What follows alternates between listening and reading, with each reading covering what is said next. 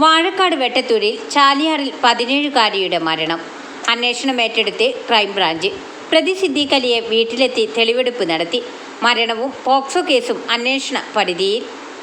Karate അധ്യാപകനായ ഊർക്കടവ് സ്വദേശി സിദ്ദീഖിനെയാണ് തെളിവെടുപ്പിനായി crime branch ഇന്നലെ വീടിനു മുകളിലെ കരാട്ടെ ക്ലാസ്സിൽ എത്തിച്ചത്. കേസ് ഏറ്റെടുത്ത ക്രൈംബ്രാഞ്ച് ഡിവൈഎസ്പി പി ചന്ദ്രമോഹനന്റെ നേതൃത്വത്തിൽ വിവിധ രേഖകളും തെളിവുകളും ശേഖരിച്ചു വരികയാണ്.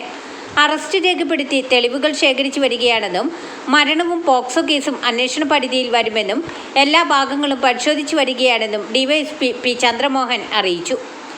അന്വേഷണ സംഘത്തിൽ എസ്ഐമാരായ MA. Prasad, Santhosh K P, Athulya, senior civil police ഓഫീസർമാരായ വന്ദന, ഹനീഷ് കെ ബാബു തുടങ്ങിയവർ അന്വേഷണ സംഘത്തിലുണ്ട്. ആക്ഷൻ കമ്മിറ്റി മുഖ്യമന്ത്രിക്കും എസ്.പിക്കും മറ്റും പരാതികൾ നൽകിയതിന്റെ അടിസ്ഥാനത്തിൽ വാഴക്കാട് പോലീസിനു ശേഷം കൊണ്ടോട്ടി ഡിവൈഎസ്പിയും പിന്നീട് ക്രൈംബ്രാഞ്ചുമാണ് കേസ് അന്വേഷിക്കുന്നത്.